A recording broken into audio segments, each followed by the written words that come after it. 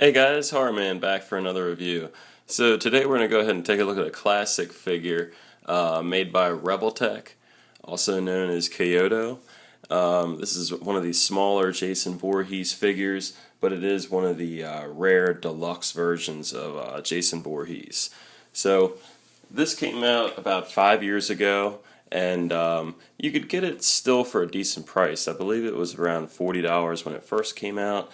Now it's around maybe 50 to 70, depending on where you get it from. So I would definitely suggest eBay. It's got a nice packaging. It comes with this little sleeve that just comes right off. And you can see little highlights from the set showing different weapons and different poses that he can come in. And then you can see the writing. So here's the actual box that it comes in. And just like these sideshow figures or any kind of the NECA Ultimate figures, you have a nice window packaging. And you'll see the figure clearly displayed in the box with a nice Velcro piece to hold that together. And there's some pictures on the side from various Friday the 13th movies.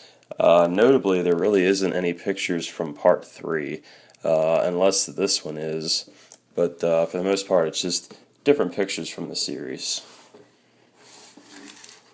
And then on the side, it kind of shows you a little bit of how the pegs work and how the Revoltech joints work.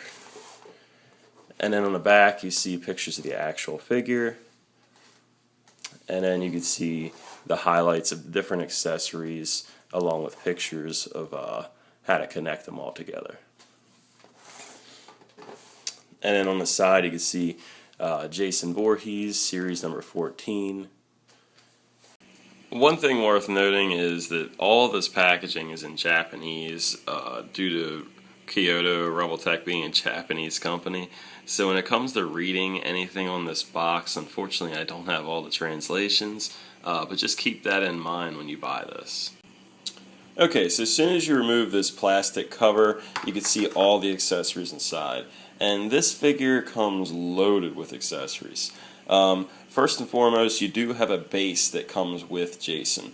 And you have to assemble that one piece here, here, and behind the figure itself. On the left here, we have a severed head that's a hand connected to it. That way you could just clip it right into his sleeve, and the head is not removable, I believe. There's an extra mask with a crack in it, just like the end of the movie. There's an extra hand that's opened. And then over to this side, you have the interchangeable head that has blood on it. You have a pitchfork, a machete, a saw, a long-handled axe with blood, a shorter handle axe with no blood, a pitchfork, and then for each little Kaiyodo figure, there's a couple accessories that come with pretty much every figure. One of them is this little coin, and the other is a little container to hold all the accessories in. And then last but not least is the Jason Voorhees Friday the 13th little label. Now, the one thing that's inaccurate about this little nameplate is that it says Friday the 13th, 1980. It should say Friday the 13th, Part 3, 1982. But this is a Japanese figure, and I don't think they're really considering the little facts like that, unfortunately. But as far as the weaponry and the base and the mask and everything else, it's very accurate to the Part 3 film. The quality is very good for something so small. You can see the head is very detailed with the blood. You can see that cracked mask from the end of Part 3. You can see some details in the base of that display. And then in that nice head sculpt, you can see the blood kind of running down his face there with this grin. You can see all the accessories have a little bit of like a rusted wear to them, or blood. So very, very detailed pieces. And then you can see old Jason in here. And then Jason comes wearing the clean hockey mask with the non-bloody head sculpt. And I really like this little addition of a case to hold the accessories in, because there is a lot of accessories that come with these Revoltech figures. Now, of course, it's not going to hold everything in that little box, but most of this stuff you can actually display with the base or with Jason. Now, one of the things, of course, that's included in here is the display base, and this comes in 3 pieces, all very detailed. You simply just take this, looks like a ladder portion, and then you just put that into these 2 peg holes in the back, and that stays in there very nicely. And then this back piece here with the noose on it, you can just put in just like that. And then that part you can actually rotate in however fashion you want to display Jason with. Once you've assembled your display base, you can actually see that there's little pegs in the back here and little impressions of where feet would go. And then of course there's peg holes on the bottom of Jason's feet. You can then take him and you could put him on the display base, and he stands pretty well on there. Now once you have all of the display built and Jason standing on it, you could start adding some of the pieces that you got in your box. So the actual saw that you have here can just kind of hang on the back on this little piece that's here. And then you could take your pitchfork and kind of put that in the scene behind him. And then you could take some of the other various accessories like the axe and kind of display it on the really in anywhere you want. Maybe on this saddle. And then of course you could put the machete in Jason's hand. And then you could lay the axe on the base. And you still have the pitchfork and a shovel, which you can kind of stand up in anywhere you want. So you have several accessories that do go with this base. So if you want to display everything, you can, but it might be a little overkill displaying all these little pieces with Jason. But you can do that if you want. Now, I've mentioned these action figure stands made by NECA in my previous reviews. Some figures, especially these lighter ones, don't really stand that well on their own. Without this NECA stand, it's a little tough to get Jason to stand well, at least not without being in some weird position. So if you use one of these NECA stands, you can go ahead and display Jason without the regular display base. Also, to go over some of the articulation, Jason has very good articulation. The head can tilt, can go left to right. Can't really get that. You can get a little bit of a head tilt, but a little bit more would have been nice. But yeah, you can turn left to right. He can look down a little bit of looking up. He's got articulation in his shoulder, in his elbows, and you can hear the click from those classic Revoltech ball joints. You can get some swivel in the wrist, but he doesn't have any kind of up and down motion. And then the waist, you have a good twist to the waist. There isn't really much of an ab crunch here, but you do get a good twist for different posing. You have the cut at the around the crotch area. You can bend in the knee, just a single joint there, and then you can get some up and down with the feet, and a little bit of the rock to the left and the right, really not much at all, and that's about as far as you can get the legs apart from each other. So he does have some pretty good articulation, pretty standard for the Revoltech figures. And of course, as you can see, the hands are pretty easily removable in this. You will have to be careful with the way they make these joints. But everything does pop into place very nicely. So the one hand you do actually have articulation on is this one here. You can kind of see it does swivel just a little bit. It doesn't give you that up and down, but yeah, it does have like a 360 swivel on it. But yeah, that is definitely a joint that can pop out very easily. But it does give you a little bit more posability, right hand, and you can display it with this alternate hand, it actually has a little face sculpt attached to it. So you can make it look like he's carrying one of his severed heads. So very cool looking, very disturbing, nice bloody features on this head sculpt. Now if you're a huge Jason collector like I am, there's no better accessory than a removable hockey mask on a Jason figure. And of course Revoltech follows through like everyone else has with Mezco and NECA, and they do deliver a removable mask. Now that head sculpt is actually very, very good, especially for this scale. You can see he has that Quasimodo type of face like he had in part 3, and you can even see that kind of hump like on his back.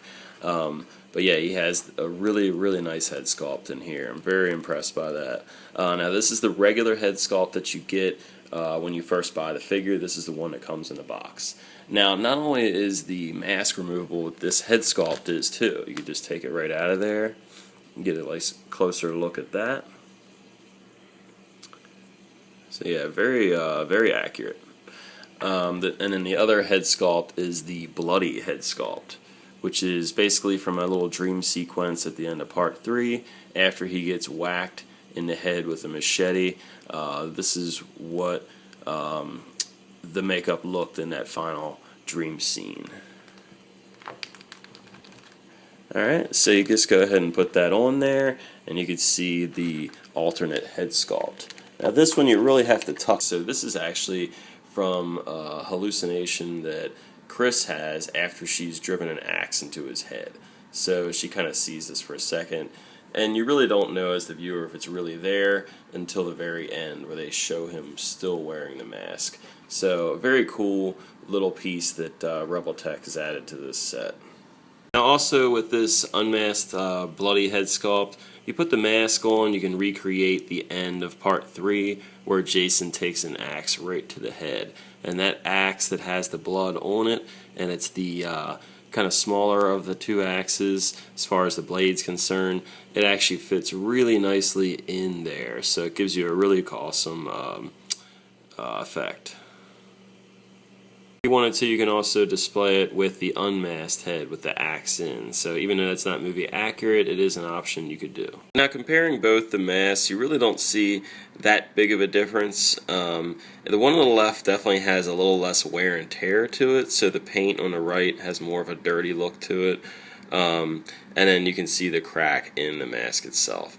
Now this is the one slight disappointment I had with the Jason figure, is the mask doesn't look the best. I mean, it's not bad, but when you look at the actual package on the back of the box, this was the prototype version, it looks a lot better. Something happened, I guess, when they mass produced it. It just didn't come out quite as good as I would have hoped. But either way, you do get 2 hockey masks, and this is the first time we've ever got 2 removable masks on a Jason figure.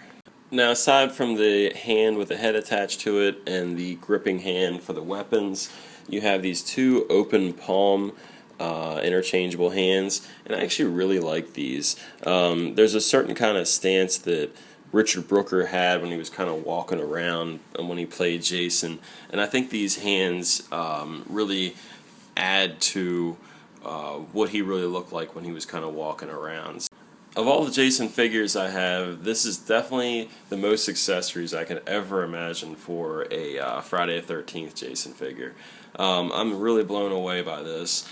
I love the fact that they included a display base, and when you look at this display base, you could just instantly get a connection between this and the barn in part 3, which is arguably the best scene of the Friday the 13th part 3 movie. The addition of the head sculpt here, just with the blood and everything, I think adds a nice brutality to the figure, which is definitely needed. The interchangeable head and the regular head that it comes with is very, very well detailed, and I think it has a really good perception of what Jason did look like in part 3. The mask, even though it's not perfect, I think it's still really cool that they do give us the interchangeable head and 2 different hockey masks. I think that's a great little option. The overall figure is very, very well done. The articulation's great. This is made before the Ultimate NECA Jason, so this is the first real Jason to have knee articulation, aside from the Mezco version. And just like the weapons, I mean, they're perfectly done. The rust, the wear and tear, the scratchiness of the steel, the blood. I like how it's featured on just a couple of them, not everything. So really well done. You know, like I said, my only real complaints is I wish the mask kind of matched a little bit better to the actual movie, and the figure itself doesn't really stand on its own, so unfortunately you really do have to use a stand for it. Those are my only real 2 complaints about the figure. Now, just to show you this nice little added box that Revoltech supplied here, just to store some of your accessories away with. So you could just take the lid off, and you could fit little things like these smaller pieces here, just any interchangeable hands or extra masks or heads or anything like that. And then you could just put the box lid back on. Seals nice and tight, and it actually has air holes to let air get to the plastic. That way it doesn't go bad on you. So nice little feature. They've definitely thought of everything on this one. Now, like I stated before, the pose isn't very good because I'm not using the stand for these comparisons, but I would definitely recommend a NECA stand if you want to get some better poses out of Jason. So on to the comparisons. Here he is next to the Mezco 3 3/4 inch Jason Voorhees. And this Mezco one's based on the Part 4 final chapter, so you can see there's a pretty good size difference between the 2. And here he is next to the NECA Part 3 Jason. You can see there's a huge difference here. If we back the camera out a little bit, you can see a giant size difference between these 2 figures. For one last comparison, this is actually a really cool comparison. Even though he's not in scale with any other figures from Friday the 13th, or really any horror figures for that matter, he is in scale with The Walking Dead. So I would put Jason at a 5-inch scale, and he scales really, really well next to Rick. So you can see these 2 could finally have it out. So, yeah, very cool. Jason would definitely be taller than Rick, but he's not like completely massive or anything. So if you have Walking Dead figures, these 2 are pretty well in scale together. Alright, so that's my review. Again, besides a couple little nitpicks, I'm very happy with this set. It's something different that we don't generally see from someone like NECA or Mezco or Sideshow, anybody that's really done a Jason Voorhees figure.